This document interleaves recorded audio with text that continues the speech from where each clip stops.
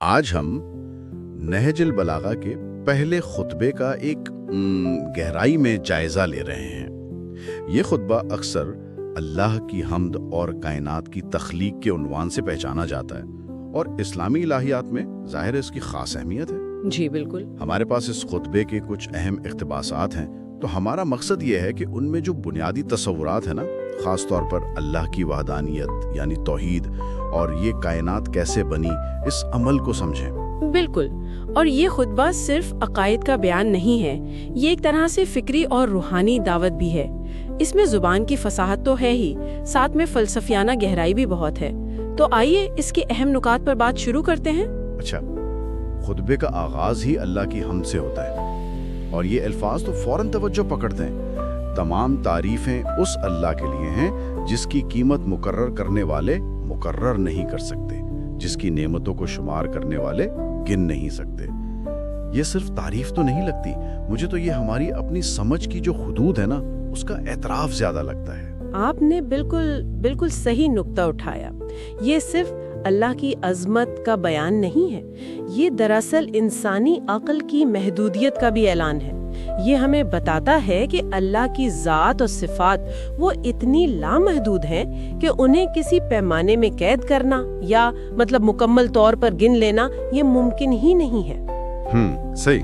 یہ تصور ہی ہمیں عاجزی سکھاتا ہے، اور یہ بھی واضح کرتا ہے کہ اللہ کی حقیقت ہماری زبان اور ہمارے تصورات سے وہ کہیں آگے ہے۔ یہ اس خیال کی بھی نفی کرتا ہے کہ ہم خدا کو پوری طرح جان سکتے ہیں۔ اچھا، اسی سلسلے میں پھر آگے چل کے کائنات کی تخلیق سے پہلے اللہ کے وجود کا ذکر آتا ہے۔ وہ موجود تھا جب کوئی جگہ نہ تھی جو اسے گھیر لیتی، نہ آسمان تھا جو اسے ڈھانپ لیتا۔ یہ تصور کہ وجود بغیر مکان اور زمان کے بھی ہو سکتا ہے، یہ ہمارے روزمرہ کے تجربات سے تو بہت ہی مختلف ہے۔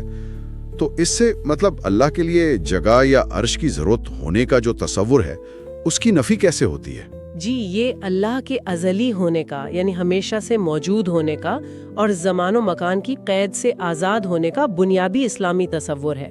جب ہم کہتے ہیں کہ اللہ موجود تھا جب جگہ نہیں تھی، تو اس کا مطلب ہے کہ وہ ان تمام چیزوں سے پہلے ہے اور ان سے بالاتر ہے جو اس نے خود بنائی ہیں۔ یعنی مکان و زمان بھی مخلوق ہیں؟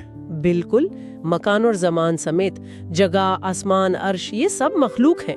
اللہ کو ان کی ضرورت نہیں، وہ تو ان کا خالق ہے۔ یہ چیز اللہ کو انسانی صفات دینے، جسے اینتھروپومورفزم کہتے ہیں، اس رجحان کی سختی سے تردید ہے، اور یہ توحید کے اس پہلو پر زور دیتا ہے کہ اللہ اپنی مخلوق سے بالکل الگ ہے، بالکل مختلف اور بے نیاز ہے۔ پھر آتا ہے کائنات کی تخلیق کا مرحلہ۔ خطبے میں کہا گیا، پھر اس نے تخلیق کی ابتدا کی، بغیر کسی نمونہ یا مشابہت کے۔ اس نے زمین کو پیدا کیا اور بغیر کسی سہارے کے اسے معلق رکھا۔ بغیر نمونے کی تخلیق، کیا یہ اس بات کی طرف اشارہ ہے کہ اللہ کی تخلیق اور انسان کا جو تخلیقی عمل ہے وہ بنیادی طور پر مختلف ہیں، کیونکہ ہم تو اکثر کسی مثال یا مواد پر انحصار کرتے ہیں؟ یقیناً یہ نقطہ بہت اہم ہے۔ بغیر کسی نمونہ کا مطلب ہے کہ یہ تخلیق عدم محض سے ہوئی ہے، یعنی کریشن ایکس نیہلو، پہلے سے کوئی مادہ یا کوئی مثال موجود نہیں تھی۔ یہ اللہ کی قدرت اور اس کے ارادے کی آپ کہہ لیں خالص اور منفرد کار فرمائی ہے۔ صحیح۔ یہ ابراہیمی مذاہب کا ایک مرکزی تصور بھی ہے جو انہیں دوسری تخلیقی کہانیوں سے الگ کرتا ہے۔ اور دوسرا حصہ، زمین کا بغیر کسی ظاہری ستون یا سہارے کے قائم رہنا، یہ اللہ کی مسلسل قائم رکھنے والی قدرت یعنی قیومیت، اس کی ایک واضح علامت ہے۔ جی، یہ ہمیں دعوت دیتا ہے کہ ہم کائنات میں موجود اس توازن اور نظام پر غور کریں جسے ہم اکثر گرانٹڈ لے لیتے ہیں۔ خطبے میں فرشتوں کی تخلیق کا بھی ذکر ملتا ہے، جو مسلسل عبادت اور سجدے میں مشغول رہتے ہیں۔ ان کا کیا کردار ہے اس پورے منظرنامے میں؟ فرشتوں کا ذکر تخلیق کے تنوع کو اور اس میں موجود درجات کو ظاہر کرتا ہے۔ انہیں عبادت اور اطاعت کے لیے پیدا کیا گیا ہے، اور ان کے پاس انسانوں جیسا اختیار انتخاب نہیں ہے۔ اچھا۔ ان کا وجود اللہ کی عظمت اور اس کے حکم کی کامل پیروی کی ایک مثال ہے۔ یہ انسانوں کے لیے ایک طرح کا تضاد بھی پیش کرتا ہے کہ ہمیں اختیار دیا گیا ہے اور ہماری عبادت امتحان اور انتخاب کا نتیجہ ہوتی ہے، جبکہ فرشتے اپنی فطرت کے مطابق ہر وقت اطاعت میں ہیں۔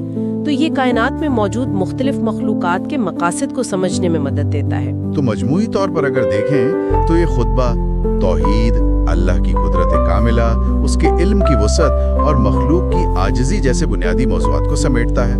और इसमें अल्लाह का मखलूक से अलग होना और जिस्मानी सिफात से पाक होना ये गहरे फलसफियाना नुकात भी हैं। बिल्कुल, ये खुतबा एक बहुत जामे तस्वीर पेश करता है और ये सिर्फ नजरियाती नहीं है बल्कि अमली रहनुमाई भी देता है।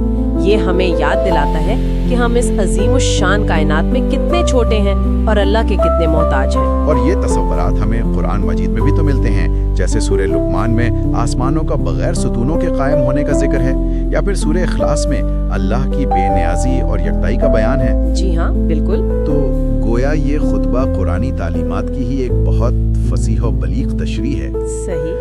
ये हमें अपनी ज़ात पर और कायनात से अपने ताल्लुक पर एक नए ज़ाविये से सोचने पर मजबूर करता है। खुलासा कलाम ये है कि नहजुल बलागा का ये पहला खुतबा इस्लामी अकीदे की बुनियादों को, यानी अल्लाह की वहदानियत, उसकी बेमिसाल कुदरत और हिकमत, उनको इंतहाई पुरअसर अंदाज में बयान करता है।